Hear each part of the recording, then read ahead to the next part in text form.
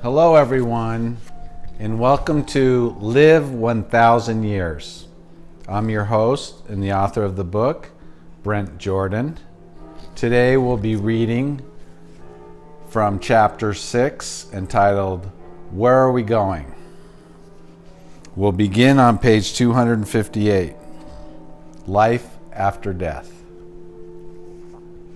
Crystal McVeigh is a wife and mother of 4 children who lives in Oklahoma. She says she was never convinced of God's existence. In her book, Waking Up in Heaven, McVeigh detailed her 2009 experience after her lungs and heart stopped for 9 minutes as a result of complications from pancreatitis. She says she ascended to heaven, where she met angels and interacted with God. What I saw and felt was just this beautiful, radiant, glowing light. That's the only word I can think of. But I was very aware that I was in front of the presence of one true God. McVeigh said God asked her whether she wanted to stay in heaven or return back to earth to be with her family. So she said she chose to stay in heaven. But God then showed her a little girl playing, which God's way of saying she needed to return to the earth to be with her family. McVeigh says her story sounds unbelievable, which is why she almost didn't write her book, but she decided her story needed to be heard anyways. Colton Burpo at age 13 says he went to heaven after he stopped breathing and his heart stopped beating. His story was detailed in the 2014 movie, Heaven is for Real.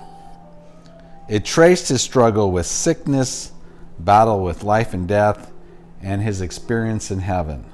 While in heaven, he says he spoke to Jesus and learned about his sister who had died before he met her. Burpo, now 14, still tells his story and still believes he went to heaven. Zach Clements lost consciousness at age 17 in 2015 while running sprints in his physical education class at Victory Life Academy in Brownwood, Texas. He says he went to heaven after he stopped breathing and his heart stopped beating. Hospital doctors confirmed that he had no heartbeat for 20 minutes and that they shocked his heart 3 times before they were able to bring him back to life. Clemens says Jesus spoke to him. When I was out those 20 minutes, I saw a man who had long ruffled hair and kind of a thick beard, and it didn't take me long to realize it was Jesus. I went up to him and he put his hand on my shoulder and told me everything would be all right and not to worry. Brian Miller suffered a major heart attack which caused his lungs and heart to stop, and he lapsed into unconsciousness for 45 minutes. When he woke up, he told his wife he had seen deceased family members in heaven. While in heaven, he saw the light and just kept walking towards it. He then found a pathway with flowers on the side where a man and a woman greeted him and told him he must return to earth.